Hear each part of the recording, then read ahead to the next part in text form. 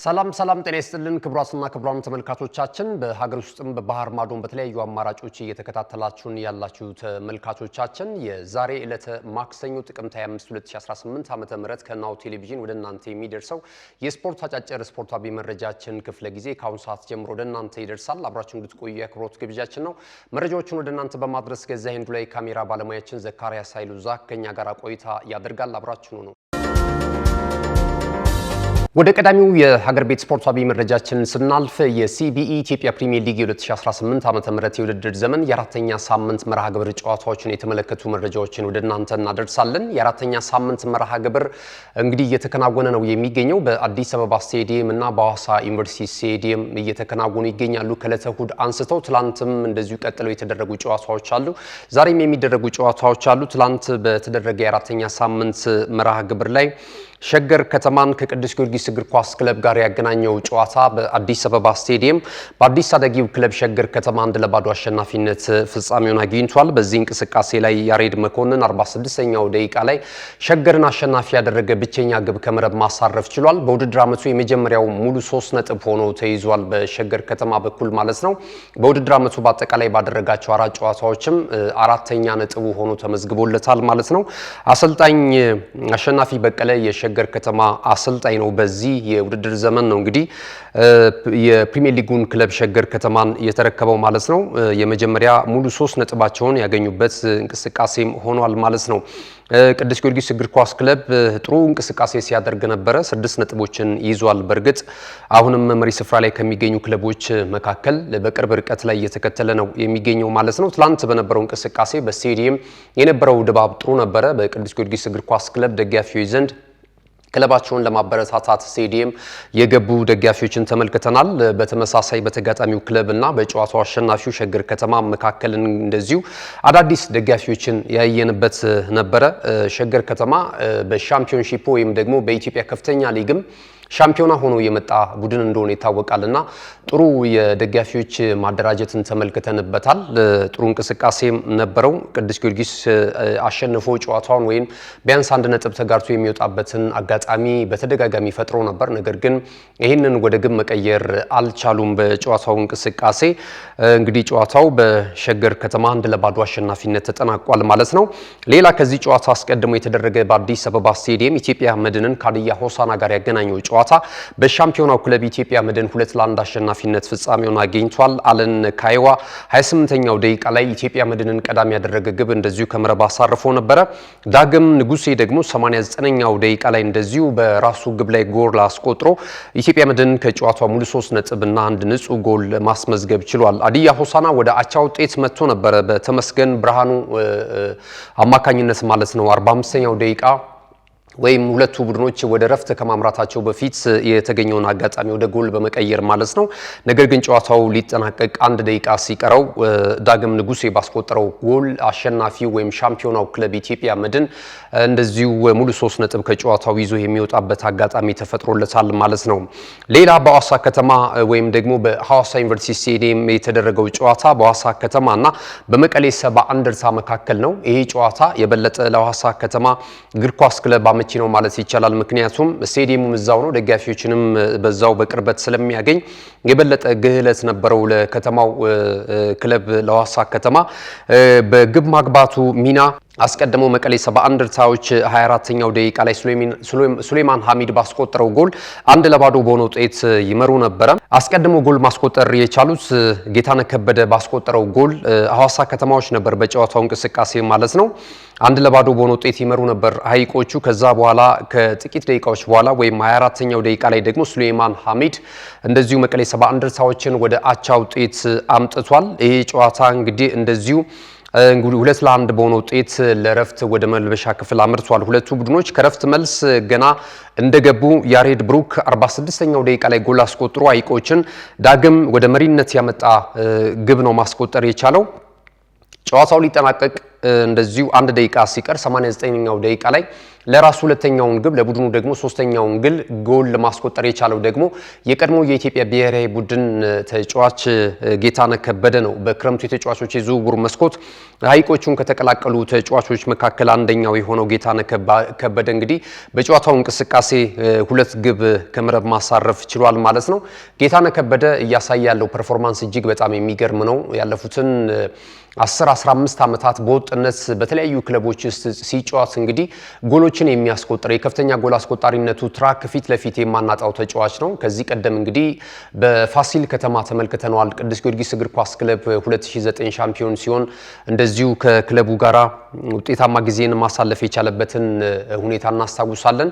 ከዛ በኋላም እንደዚሁ ወደ ፋሲል አምርቶም በፋሲል የነበረውን እንቅስቃሴ እናውቃለን። በወልቂጤ ከተማ ደደቢት እንደዚሁ ሻምፒዮና የነበረበትን አጋጣሚም ማስተዋስ እንችላለን ማለት ነውና በወጥነት ነው ጨዋታዎችን ሲያደርግ እየተመለከትን የነበረው።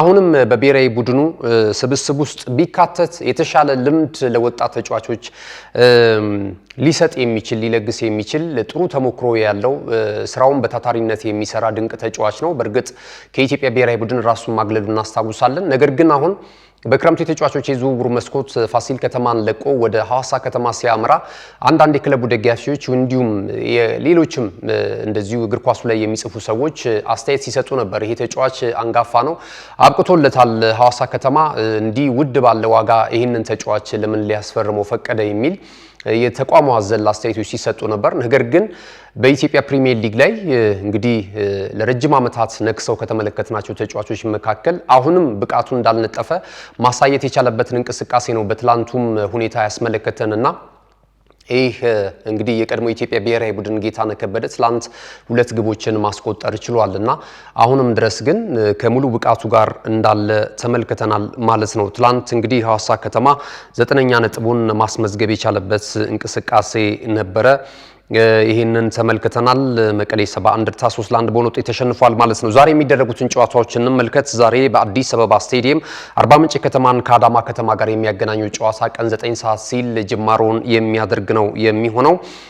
አርባ ምንጭ ከተማ 2 ነጥቦች አሉት። እንደዚሁ ደግሞ ተጋጣሚው አዳማ ከተማ ደግሞ 3 ነጥብ ነው ያለው። እስካሁን ድረስ ካደረጋቸው 3 ጨዋታዎች 3ቱንም ባቻ ውጤት ነው ማጠናቀቅ የቻለው የአሰልጣኝ ስዩም ከበደው ቡድን ዛሬ የመጀመሪያ 3 ነጥቡን ለማግኘት ወደ ሜዳ ይገባል። በተመሳሳይ አርባ ምንጭ ከተማም የመጀመሪያ 3 ነጥቡን በጨዋታው ለማግኘት ነው ከተሸናነፉ ሁለቱ ቡድኖች አዲስ ሙሉ 3 ነጥብ ያገኘ ክለብ ሆኖ ይመዘገባል ማለት ነው።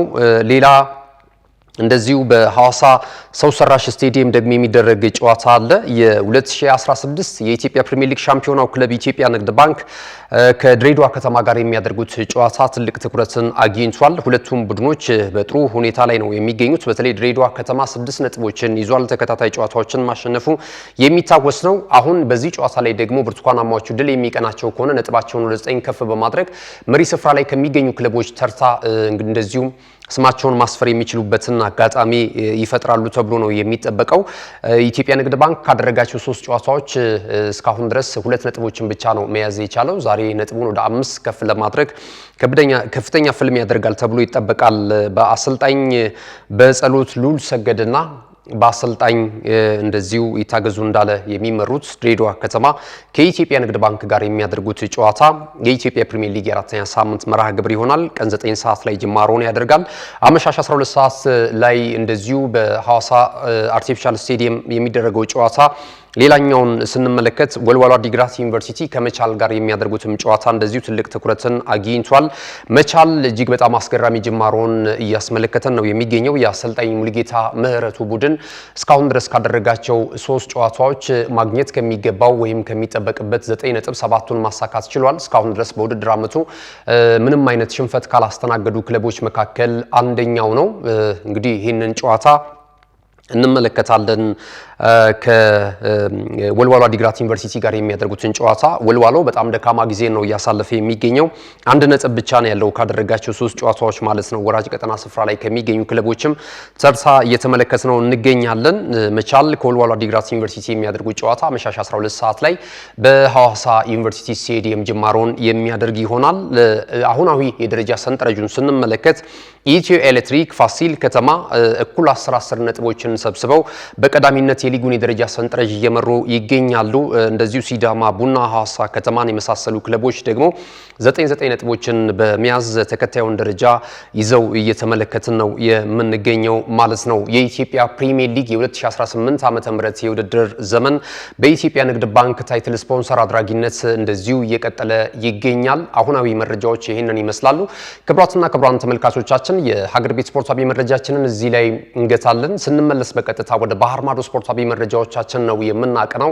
በባህር ማዶ ወቅታዊና አዳዲስ ያልተሰሙ በተለይ የአውሮፓ ቻምፒየንስ ሊግ የውድድር መድረክ የሊግ ፌዝ አራተኛ ጨዋታዎች ዛሬ ምሽት 2:45 ጀምሮ የሚከናወኑ ይሆናል። ትልልቆቹ ክለቦች ትልልቅ ጨዋታ ያስመለክቱናልና ከዚህ ጀርባ ያሉትን ጉዳዮችንም እያነሳን ቆይታ የምናደርግ ነው የሚሆነው። ሌሎች ተያያዥ አጫጭር ጉዳዮችንም ወደ እናንተ እናደርሳለን።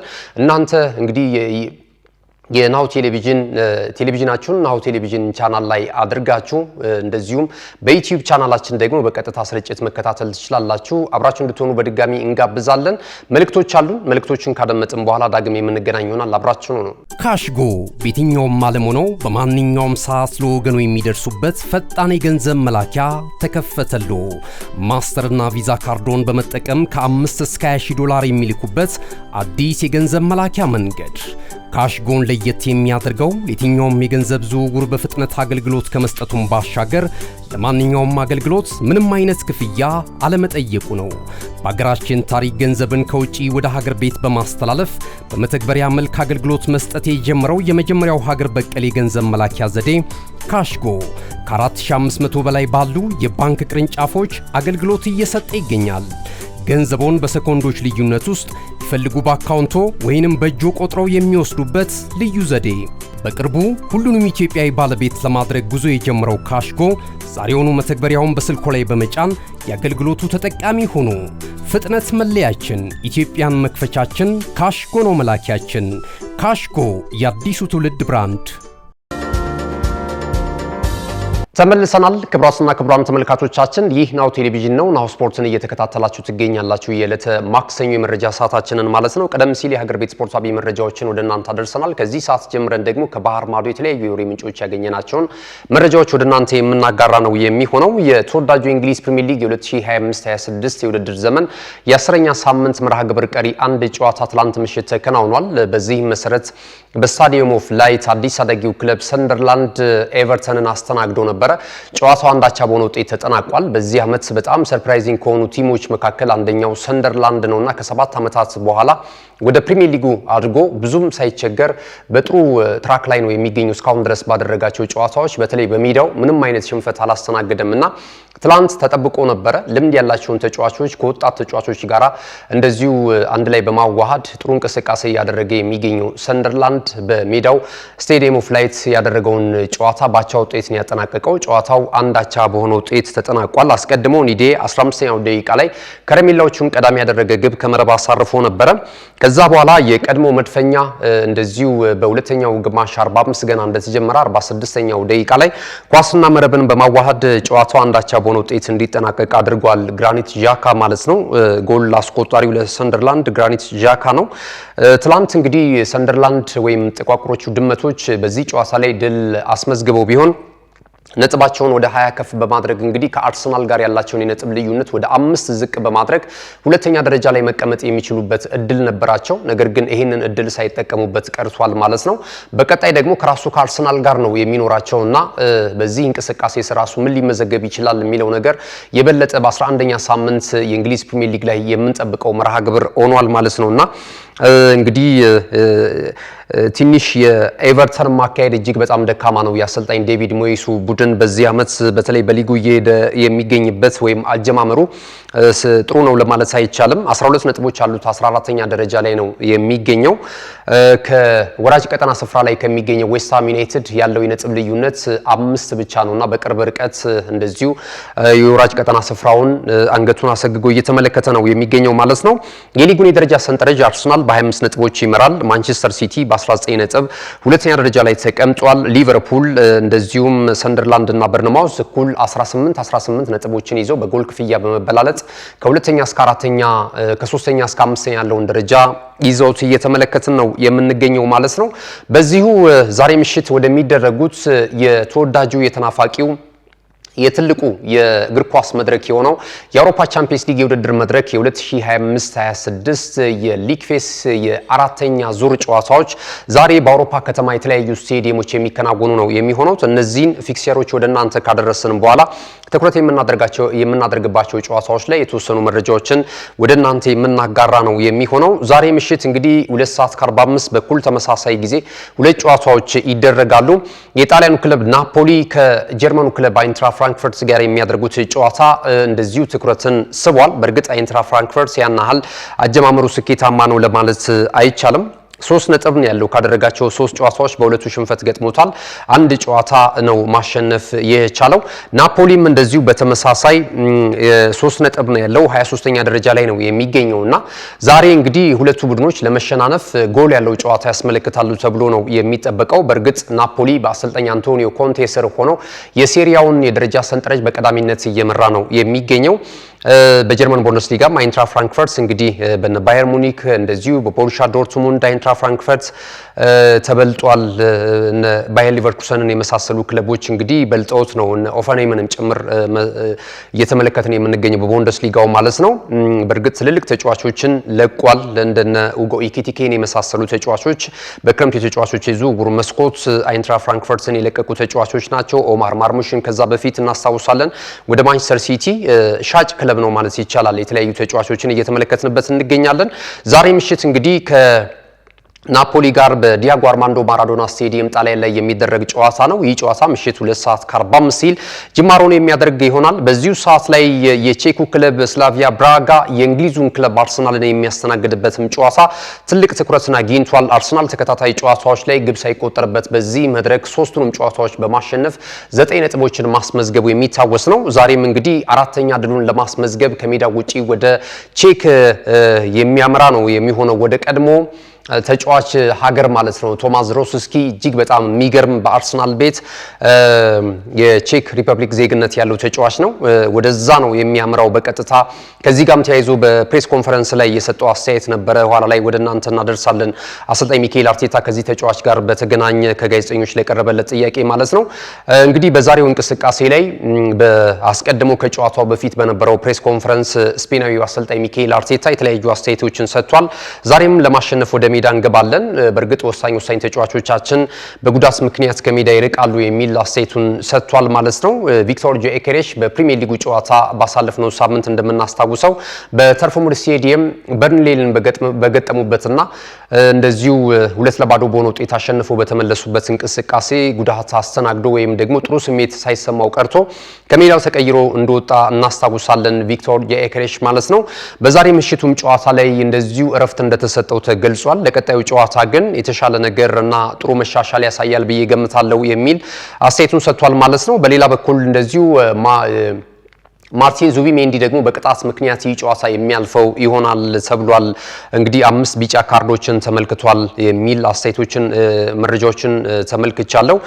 ገብርኤል ማርቲኔሊም ፊት አይደለም የሚል በአካል ብቃቱ መሻሻል ቢኖርም ለጨዋታ መጫወት የሚያስችል አቅም ላይ ቢሆንም ነገር ግን ደግሞ የተጫዋቹን የጤንነት ሁኔታ ለመጠበቅ በሚያስችል ውሳኔ እንደዚሁ የዛሬ ምሽቱ ጨዋታ ምናልባት ሊያልፈው የሚችል እድል እንዳለ እየተገለጸ ነው የሚገኘው ማለት ነው። እነዚህ ወሳኝ ተጫዋቾች ዛሬ በአርሰናል በኩል የማይኖሩበት እድል እንዳለ እየተገለጸ ነው የሚገኘው። ስላቪያ ብራ ያን ያህል ጠንካራ ክለብ አይደለም። እስካሁን ድረስ እንግዲህ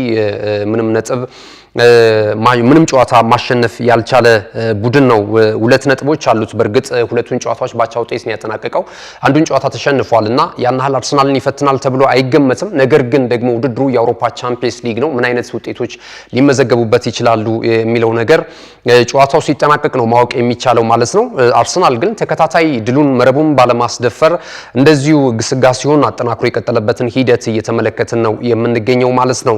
ሌሎች ጨዋታዎች ይደረጋሉ። ምሽት 5 ሰዓት ላይ በኩል ተመሳሳይ ጊዜ በርከት ያሉ ጨዋታዎች የሚከናወኑ ነው የሚሆነው። አትሌቲኮ ማድሪድ በሜዳው ሜትሮፖሊታኖ ስቴዲየም ነው ጨዋታውን የሚያከናውነው። ተጋጣሚው ደግሞ ኢኖን ሴንት ነው። ከዚህ ጋር ጨዋታውን የሚያከናውን ይሆናል። አትሌቲኮ ማድሪድ በዘንድሮ ዓመት እንግዲህ በላሊጋው ያን ያህል እንቅስቃሴ በነ ቪላሪያል በፊት ላይ 3ኛ ደረጃ ላይ ብዙ ጊዜ የምናየው የደረጃ ሰንጠረዡ ትራክ ላይ አትሌቲኮ ማድሪድን ነበረ። የአሰልጣኝ ዲያጎ ሲሞኔ ቡድን ግን በዚህ ዓመት የተወሰኑ መዳከሞችን ጥሩ ያልሆነ አጀማመር አጀማመርን እየተመለከትንበት እንገኛለን። ዛሬ በሜዳው ግን ይህን ጨዋታ ሊያሸንፍ እንደሚችል እንደዚሁ ቅድመ ግምት ተሰጥቶታል ማለት ነው። ሌላው ቶተንሃም ሆትስፐርስ ከኮፐንሃገን ጨዋታዎችን ያደርጋል። ይህም በስፐርስ ሜዳ የሚያደርጉት እንቅስቃሴ ነው። በሳምንቱ መጨረሻ ቀናት በእንግሊዝ ፕሪሚየር ሊግ ሽንፈት አስተናግዷል። በቼልሲ 1-0 በሆነ ውጤት ተረቷል ማለት ነው። አሁን ወደ አሸናፊነት ለመምጣት ጨዋታቸውን የሚያከናውኑ ነው የሚሆነው። ከዴንማርኩ ክለብ ኮፐንሃገን ጋር የሚያደርጉት ጨዋታ 5 ሰዓት ላይ ይደረጋል። እንግዲህ ባሳለፍነው የፕሪሚየር ሊጉ ጨዋታ ላይ አንድ ክስተት ተከስቶ ነበር። ቶተንሃም ሆትስፐርስ ከቼልሲ ጋር ባደረጉት ጨዋታና በቼልሲ አሸናፊነት በተጠናቀቀው እንቅስቃሴ ጨዋታው ከተጠናቀቀ በኋላ አሰልጣኝ ቶማስ ፍራንክ ወደ ሜዳ ገብተው ተጫዋቾቻቸውን አይዟችሁ ከሽንፈቱ እንዲያገግሙ ማለት ነው የማነቃቃትና የማበረታታት ስራ ለመስራት ወደ ሜዳ እየገቡ ተጫዋቾቻቸውን ለመጨበጥ በሚያደርጉበት እንቅስቃሴ ሁለት ተጫዋቾች እንደዚሁ አሰልጣኙን ለመጨበጥ ፈቃደኛ ሳይሆኑ ቀርቶ ነበርና ይህንን መነጋገሪያ እጃቸውን ሲዘረጉላቸው አሰልጣኙ እጃቸውን ትተዋቸው ነበር የሄዱትና ይሄ የእግር ኳሱን ማህበረሰብ ብዙ ያበሳጨ ነበረ ማለት ይቻላል። ይሄ ክስተት እንዴት አሰልጣኛቸውን አያከብሩም የሚል ተጫዋቾቹ ላይ እንደዚሁ ቅሬታ ሲቀርብባቸው ነበረ። አሁን ግን ተጫዋቾቹ አንደኛው ቫንደቢክ ነው። ተጫዋቹ ይቅርታ ስለመጠየቁ እየተገለጸ ነው መረጃ እየወጣ እየተመለከትን የምንገኘው። ኦሎምፒያኮስ እንደዚሁ የግሪኩ ክለብ ከፒኤስቪ ጋር ጨዋታውን ያደርጋል። እነዚህም ሁለት ቡድኖች ምሽት 5 ሰዓት ላይ ጨዋታቸውን ያደርጋሉ። የጣሊያኑ ክለብ ዩቬንቱስ ከፖርቹጋሉ ክለብ ስፖርቲንግ ሊዝበን ጋር የሚያደርጉትም ጨዋታ በዚሁ ሰዓት ይደረጋል። ሁለት እጅግ በጣም የሚገርሙ ጨዋታዎች አሉ በዛሬ ከሚደረጉት ጨዋታዎች መካከል አንደኛው ፒኤስጂ ከባየር ሙኒክ የሚያደርጉት ጨዋታ ነው። ሁለቱ ቡድኖች አስገራሚ ጉዞን በማድረግ ላይ ይገኛሉ። ያው ፒኤስጂ የፈረንሳዩ ክለብ ያምናው የወቅቱ የአውሮፓ ቻምፒየንስ ሊግ የውድድር መድረክ ሻምፒዮን እንደነበር ይታወሳል። የአሰልጣኝ ሉዊስ ኤንሪኬው ቡድን ዘንድሮም አጀማመሩ ጥሩ ነው የሚባል ነው። የአውሮፓ ቻምፒየንስ ሊግ የውድድር መድረክን የደረጃ ሰንጠረዥ በቀዳሚነት እየመራ ይገኛል። በእርግጥ ተመሳሳይ ባየር ሙኒክም እንደዚሁ 9 ነጥቦች ነው ያሉት። እንግዲህ የደረጃ ሰንጠረዡን እየመሩ ይገኛሉ በግብ ክፍያ በመበላለጽ ማለት ነውና ወቅታዊ አቋማቸው በጥሩ ሁኔታ ላይ የሚገኙትን ሁለቱን ክለቦች የሚያገናኘው በፓርክ ዴ ፕሪንስ የሚደረገው ጨዋታ ከወዲሁ ትልቅ ትኩረትን ስቧል ማለት ነውና ፒኤስጂም የፍሬንች ሊጓን መሪ ነው። እንደዚሁም ደግሞ ባየር ሙኒክ ደግሞ የጀርመን ቡንደስሊጋን የደረጃ ሰንጠረዥ በቀዳሚነት እየመራ ይገኛል። ያደረጋቸውን በሁሉም ውድድሮች 14 ጨዋታዎች በማሸነፍ አሰልጣኝ ቪሴንት ኮምፓኒ አስገራሚ ታሪክ እየሰራ ነው የሚገኘው። እንግዲህ ከረጅም ዓመታት በፊት ኤስ ሚላን ነበር እነዚህን 13 ጨዋታዎች በተከታታይ በሁሉም የውድድር አይነቶች ሳይሸነፍ እየመራ የነበረው ማለት ነው፣ ወይም ደግሞ ማሸነፍ የቻለውና በእንደዚህ አይነት እንቅስቃሴ አሁን የአሰልጣኝ ቪሴንት ኮምፓኒው ቡድን ባየር ሙኒክ ታሪክ እየሰራ ነው የሚገኘውና ሃሪኬን ደግሞ ለነዚህ እንቅስቃሴዎች አስገራሚ ነገር እያስመለከተን ይገኛል። ሁለቱም ቡድኖች የወቅቱ ታላላቆቹን ክለቦች የሚያገናኘው እንቅስቃሴ ይህ ጨዋታ ይከናወናል ማለት ነው ምሽት 5 ሰዓት ላይ። ወደ ሌላኛው ተጠባቂው ጨዋታ ስናልፍ ደግሞ በአንፊልድ ሮድ የሚከናወነው የሊቨርፑልና የሪያል ማድሪድ ጨዋታ ለ13ኛ ጊዜ ሁለቱም ቡድኖች የሚያፋጥጠው ፍልሚያ ከወዲሁ በበርካታ የእግር ኳስ አፍቃሪያን ዘንድ ትልቅ ትኩረትን ስቦ የበርካቶች መነጋገሪያ እየሆነ ነው የሚገኘው። ሊቨርፑል በአንድ አጋጣሚ ተሸንፏል። እስካሁን ድረስ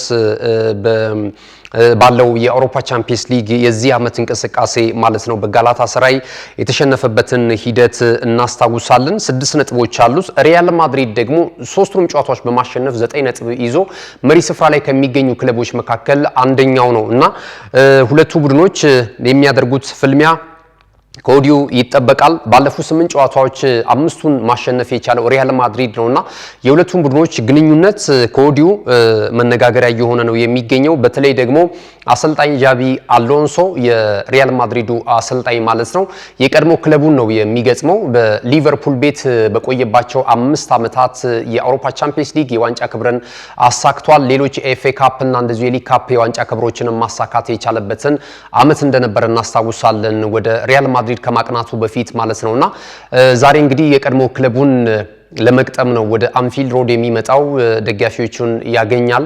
ሌላው ደግሞ እንደዚሁ ትሬንት አሌክስ-አርኖልድን በተመሳሳይ በሊቨርፑል ቤት ያደገ እጅግ በጣም የሚገርም የመስመር ተጫዋች ነው። ይህ ተጫዋችም ባለፈው ዓመት የክረምቱ የተጫዋቾች የዝውውር መስኮት ነበረ ወደ ሪያል ማድሪድ ያቀናው። በብዙ ውዝግብ እንደምናስታውሰው በነፃ ዝውውር ነበር ሎስ ብላንኮቹን የተቀላቀለውና ሲቀላቀል የሊቨርፑል ደጋፊዎች ብዙም ደስተኛ አልነበሩም። በተለይ ደግሞ ለክለቡ ጥቅም አላስገኘም በሚል ማለት ነው። በጥሩ ብቃቱ ላይ ያለ ነው ትቷቸው የሄደው የገንዘብ ጥቅም አላስገኘም በሚል ማለት ነውና ዳግም ዛሬ ጥሩ አቀባበል ሊኖረው እንደሚችል እየተገለጸ ነው የሚገኘው። ዛሬ ግን ጉዳት ስላለበት በዚህ ጨዋታ ላይ እንደዚህ ወደ ሜዳ አይገባም ተብሏል። ነገር ግን ደግሞ በአንፊልድ ሮድ የሚኖረው አቀባበል ጥሩ ሊሆንለት እንደሚችልም እየተገለጸ ነው የሚገኘው። ምክንያቱም ከወጣትነት ጀምሮ በዚህ ክለብ ውስጥ ነው ዘለግ ላሉ ዓመታቶች ማሳለፍ የቻለውና ሊቨርፑል ትልቅ ቤቱ ነው እና ዛሬ የሚደረገው ጨዋታ ይጠበቃል። በዛሬው ጨዋታ የቡድን ዜናዎችን ስንመለከት በሊቨርፑል በኩል ወሳኝ ተጫዋቾች እንደማይኖሩ እየተገለጸ ነው የሚገኘው። ያው አሊሰን ቤከር ጉዳት ላይ ነው የሚገኘው። ፍሪምፖንግ እንደዚሁ በተመሳሳይ ኢሳቅም የዛሬው ጨዋታ ሊያልፈው እንደሚችል እየተገለጸ ነው የሚገኘው ማለት ነው። እነዚህ አይነት ጉዳቶችን አይተናል። በሌላ በኩል ትሬንት አሌክስ-አርኖልድ ደግሞ በሪያል ማድሪድ በኩል የለም ተብሏል። ጉዳት እንደዚሁ ያለበት ተጫዋች ነው።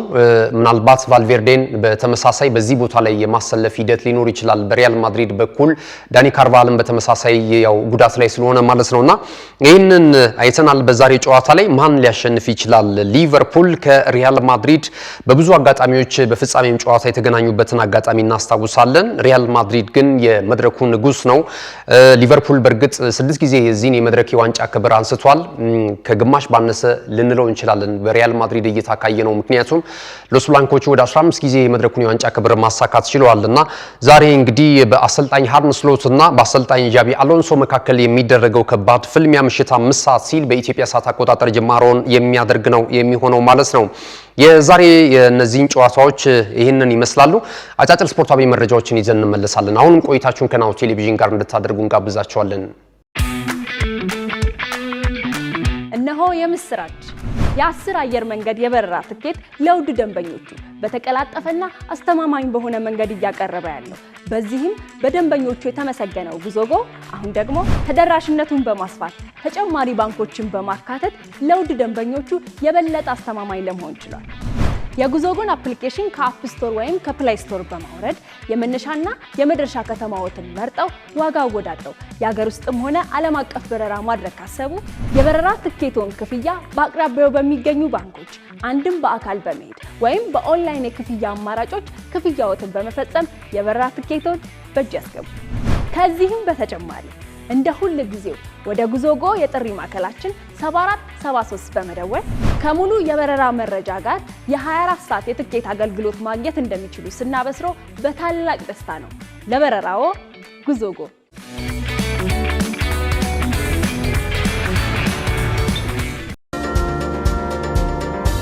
ክቡራትና ክቡራን ተመልካቾቻችን የመረጃ ሰዓታችን የመጨረሻው ምዕራፍ ላይ ደርሰናል። ከዚህ ሰዓት ጀምረን አጫጭር ስፖርታዊ መረጃዎችን ወደ እናንተ እናደርሳለን። የእንግሊዙን ክለብ ማንቸስተር ዩናይትድን የተመለከተውን መረጃ ቀዳሚ እናደርጋለን።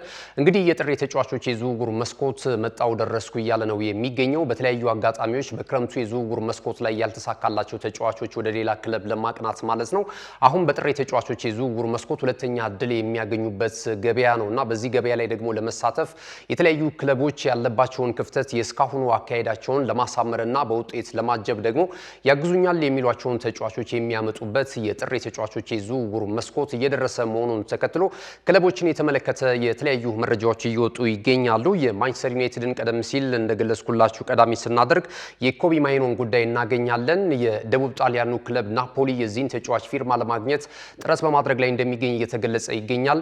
ይህ የዘራረጉ ከጋና የሚመዘዘው ተጫዋች እንግዲህ ለእንግሊዝ ብሔራዊ ቡድን እየተጫወተ እንደሚገኝ ይታወቃል። ያለፉትን ጊዜያቶች በአሰልጣኝ ኤሪክ ቴን ሃግ ስር እጅግ በጣም ያማረ አጀማመር እንደነበረው እንደዚሁ እየተመለከትን ነበር። እንግዲህ የማንቸስተር ዩናይትድ አካዳሚ ካፈራቸው ወጣት ተጫዋቾች መካከል አንደኛው የሆነው የ20 ዓመቱ ኮቢ ማይኖ አሁን ላይ ከአሰልጣኝ ሮበን አሞሪም ጋር አጫዋች ጋር ወይም ደግሞ ሮበን አሞሪም ተስፋ ካልጣሉባቸው ተጫዋቾች አንደኛው ሆኖ በቂ የመጫወቻ ዕድል እያገኘ አይደለም የሚገኘው። ከዚህ ጋር ተያይዞ ደግሞ ተጫዋቹ ቅሬታ ውስጥ እንደሚገኝ የተለያዩ የመረጃ ምንጮች እየጠቆሙ ነው የሚገኙትና በክረምቱም የተጫዋቾች የዝውውር መስኮት ወደ ቶተንሃም ሆትስፐርስ፣ ዌስትሃም ዩናይትድ ተብሎ ነበር። እንደዚሁም የሳውዲ ፕሮ ሊግ ክለቦችም የተጫዋቹን ፊርማ ለማግኘት ጥረት ሲያደርጉ ነበር። ነገር ግን እንደዚሁ የዝውውር ሁኔታው ተጠናቆበት አሁንም ግን ይህ ምዕራፍ ያልተዘጋ መሆኑን የሚያሳዩ መረጃዎች ነው እየወጡ የሚገኙት።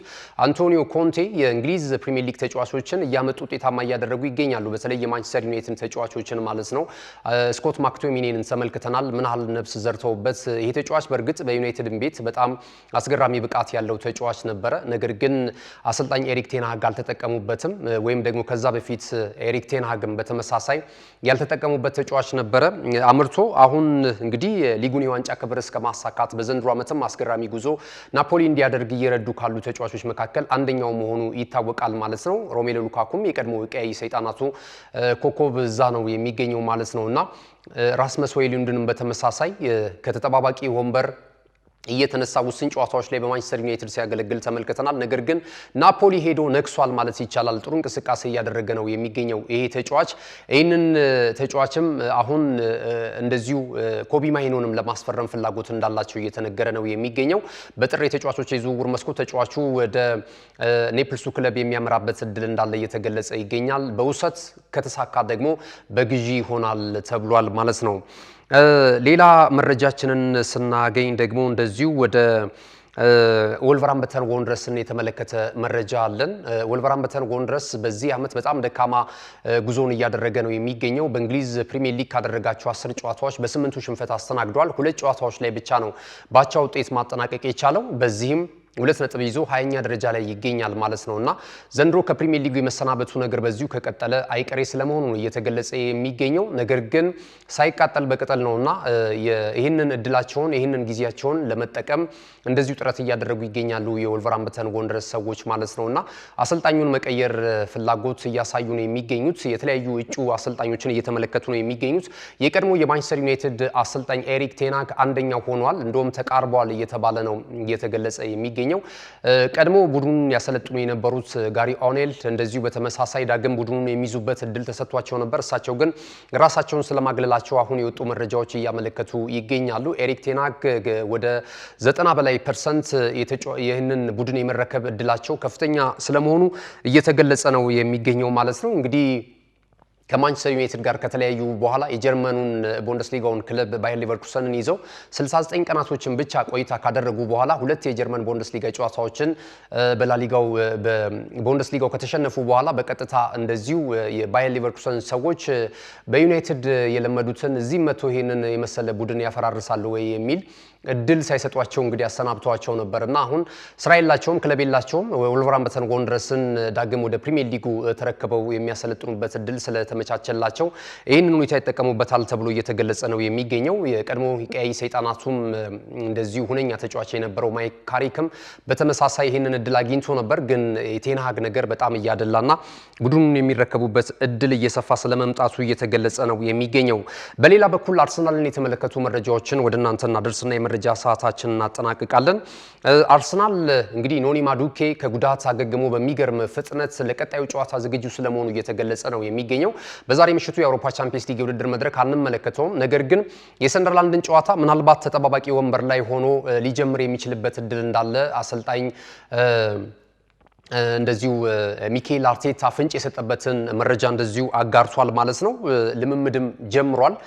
ትሬኒንግ ሲሰራ ያሉ ፎቶዎችን ክለቡ እያጋራ ነው የሚገኘው ማለት ነውና ኖኒ ማዱኬ ደግሞ መምጣቱ በአርሰናል የማጥቃት እንቅስቃሴ ላይ የበለጠ አቅም ሊጨምርላቸው እንደሚችል እንደዚሁ እየተነገረ ነው የሚገኘው። ይህ እንግሊዛዊ ኢንተርናሽናል በብዙ ውዝግብ የምዕራብ ለንደን ክለብ ቼልሲ ለቆ አርሰናልን ከተቀላቀለ በኋላ እንግዲህ ጥሩ ስኬታማ የውድድር አካሄዶችን ሲያስመለክተን ነበረ። በቡድኑ ተሳትፎና በማጥቃት እንቅስቃሴውም ሲረዳቸው ነበረ። ይህንኑ ነገር ለማስቀጠል አሁን ዝግጁ ስለመሆኑ እየተገለጸ ነው የሚገኘው። ሌላው ከአርሰናል መረጃ ሳንወጣ እንደዚሁ ገብርኤል ማርቲኔሊ ቆይታ አጠያቂ የሆነ ነው እየተገለጸ የሚገኘው ማለት ነው። ይህም ተጫዋች ምናልባት በጥር አሊያም በክረምት የተጫዋቾች የዝውውር መስኮት ወደ ኤስ ሚላን ሊያመራ ይችላል እየተባለ ነው የሚገኘው። በ27 ነው የውል ኮንትራቱ ከአርሰናል ጋር የሚጠናቀቀው።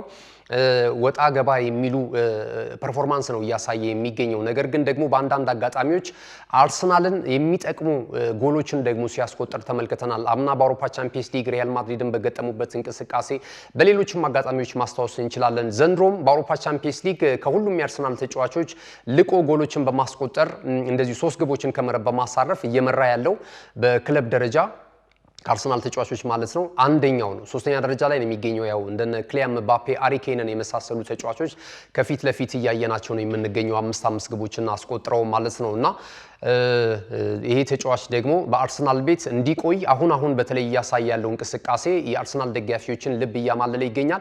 በአንዳንድ አጋጣሚዎች ግን እጅግ በጣም ደካማ አፈጻጸምም እንደዚሁ ሲያስመለክት ያየንባቸውን ሁኔታዎች ተመልክተናል። በአርሰናል ቤት ረዘም ያሉ ዓመታቶችን ካየናቸው ተጫዋቾች መካከል አንደኛው ነው። ብዙ ተስፋ የተጣለበት ነበር። ነገር ግን ያን ያህል እድገቱ ጥሩ አይደለም፣ በውጤታማነት ወይም ደግሞ በወጥነት ቡድኑን የሚጠቅም ተጫዋች አይደለም የሚሉም ትችቶች ይቀርቡበታልና ይሄ ተጫዋች ምናልባት ቀጣይ በሴሪያው በኤስ ሚላን ቤት ልንመለከተው የምንችለው ተጫዋች ሊሆን ይችላል የሚሉ መረጃዎች እንደዚሁ መላምቶች እየወጡ ነው የሚገኙት ማለት ነው። ወደ መጨረሻው መረጃችን ስናመራ እጅግ በጣም አሳዛኝ መረጃ ወደ ሰርቢያ እንደዚሁ ተዘግቧል። በሰርቢያ ሱፐር ሊጋ በተደረገ ጨዋታ ላይ ራንድኒክ 1923 ኤፍሲ የተሰኘው ክለብ ጨዋታውን በሚያደርግበት ሰዓት ላይ እንግዲህ አሳዛኝ ነገር ተከስቷል። አሰልጣኙ ለእልፈት የዳረገ ሁኔታ ነው የተፈጠረው። ማላዳን ዚዞቪች ይሰኛሉ እኚህ ሰርቢያዊ አሰልጣኝ። ቀደም ሲል የገለጽኩላችሁን ራንድኒክ 1923 የተሰኘውን ክለብ አሰልጣኝ ናቸው። በቅርቡ ተረክበው ቡድኑን ለማሻሻል ከፍተኛ ጥረት በማድረግ ላይ የሚገኙ የ45 ዓመት አሰልጣኝ ናቸው። በእርግጥ ቡድኑ አሁን 10ኛ ደረጃ ላይ ነው የሚገኘው 16 ክለቦችን በሚያሳትፈው የሰርቢያ ሱፐር ሊጋ እንቅስቃሴ ላይ ማለት ነው 16 ነጥቦችን ይዞና ገና ቡድኑን ከተረከቡ 3 ጨዋታዎችን ነው ያከናወኑት። በዚህ እንቅስቃሴ ላይ ታዲያ የተከሰተው ምንድነው? በጨዋታው ሂደት ላይ ቴክኒካል ኤሪያው ላይ ሆነው ቡድኑን እየመሩ ነበረ። የተወሰነ ራሳቸውን መቆጣጠር አቅቷቸው በገጠማቸው ህመም እንደዚሁ የሰዎች ተመልክቷቸው ወይም የኮቺንግ ስታፍ አባላት ተመልክቷቸው ያስቀምጧቸዋል። ከዛ በኋላ ግን የሆነው ነገር እጅግ በጣም አሳዛኝ ነው። ሰውየው ራሳቸውን ወደ መሳት ደርሰው ወደ ሆስፒታል አምርቷል። ነገር ግን የጨዋታው ሂደት እንዲቀጥል ተደርጎ ነበረ። እንግዲህ ከዛ በፊት እንደዚህ አይነት አደገኛ የልብ ህመም እንዳለባቸው አልተረዳንም ነው የሚሉት የክለቡ አመራሮች ማለት ነውና እንግዲህ ወደ ሆስፒታል ከሄዱ በኋላ ጨዋታው ቀጠለ። እዚህ ስቴዲየም ጨዋታ እየተደረገ ነው። የእሳቸው ደግሞ የጤንነት ሁኔታ በጣም አሳሳቢ ሁኔታ ላይ እንደሚገኝ ነበር መረጃዎች የሚጠቁሙት። በዛው እንግዲህ ከ20 ደቂቃ በኋላ እልፈታቸው ተሰምቷል ማለት ነውና የ45 ዓመቱ አሰልጣኝ እንደዚሁ ማልደን ዚዞቪች ከዚህ ዓለም ተለይቷልና አንዳንዴ እንግዲህ በእግር ኳስ ዓለም ብዙ ክስተቶች ተመልክተናል። በተለይ ከልብ ድንገተኛ ህመም ጋር በተያያዘ አንዳንድ ጊዜ ድንገት የሚመጣ ነው። አንዳንዴ ደግሞ ተጫዋቾች የደም ዝውውራቸው በጣም ከፍተኛ ሁኔታ ላይ ስለሚሆን በጨዋታ እንቅስቃሴ ላይ ቡድን ውስጥም ቴክኒካል ኤሪያ ላይ ሆነው ጨዋታን ቢመሩ አሰልጣኞች ነገር ግን ጭንቀቱ ከተጫዋቾች በላይ ነው፣ ድካማቸው ማለት ነው፣ የሚያደርጓቸው እንቅስቃሴዎች ብዙ ጊዜ ማለት ነውና በእንደዚህ አይነት ሁኔታ የኮቺንግ ስታፍ አባላቶችም አልተረዷቸውም። አስቀድመው እንግዲህ የነበረባቸው የልብ ህመም ለእልፈት ዳርጓቸዋል ማለት ነው። በጣም አሳዛኝ ነው። ተጫዋቾቹ ማመን አቅቷቸው ሲወድቁ ተመልክተናል። ከጨዋታው መጠናቀቅ እልፈቱን ከሰሙ በኋላ ዳኛው ይሄንን በሚያበስሩበት ሰዓት ላይ ማለት ነውና እንግዲህ በጣም አሳዛኝ ነው። በሀገር ቤትም አንዳንድ ጉዳዮች ላይ ተመልክተናል። እኛ እንደውም እንደ ትምህርት ብዙ ጊዜ እንደ ናሁ ስፖርት እነዚህ አይነት መረጃዎች እናጋራለን። የሀገራችን የፕሪሚየር ሊግ ተሳታፊ ክለቦች በሚሊዮን ደረጃ ገንዘብ ኢንቨስት ይደረግላቸዋል። ነገር ግን የሕክምና ቡድን የተሟላ አባላት እንኳን የላቸውም። አንዳንዴ ደግሞ በስቴዲየም አቅራቢያ አምቡላንስ እንኳን የማይኖርበት ሁኔታ አለ። ፈርስት ኤድ ለመስጠት ራሱ እጅግ በጣም አሳሳቢ የሚሆኑባቸው ሜዳዎች አሉ። ብዙ ጊዜ በፕሪሚየር ሊጉም ታችኛውም ከፍተኛ ሊግ ላይም ብትወርዱ በተለይ የሴቶችም ቡድን ላይ እንደዚህ አይነት ነገሮች እናያለንና ብዙ ነገር ገንዘብ አውጥተን በምንመድብበት የእግር ኳስ ሁኔታችን ላይ ጤንነትን ደግሞ ያስቀደመ ለጤና ባለሙያዎች ደግሞ ክብር መስጠትና ብዙ የጤና ባለሙያዎች ከየዩኒቨርሲቲ ይመረቃሉና የተወሰነ ነገር ገንዘብ ሰጥቶ ደሞዝ ሰጥቶ እንደዚህ አይነት የጤና ቡድን አባላቶችን የያዘ ቲም ማዋቀር ቢቻል የተሻለ ነው። እንግዲህ ህይወት የማይተካ ነው መሆኑን ተከትሎ ማለት ነው። ክቡራትና ክቡራን ተመልካቾቻችን እንግዲህ ዛሬ ስፖርታዊ መረጃችን ይሄንን ይመስል ነበር። መረጃዎቹን ወደ እናንተ በማጋራት ገዛ ሄንዱላ ቆይታ አድርጌያለሁ። የካሜራ ባለሙያችን እንደዚሁ ዘካሪያስ ሳይሉዛ ከኛ ጋር ቆይታ አድርጓል። ተወዳጅ ነው ቴሌቪዥን ፕሮግራሞች የሚቀጥሉ ይሆናል። በያላችሁበት መልካም ጊዜ ይሁንላችሁ።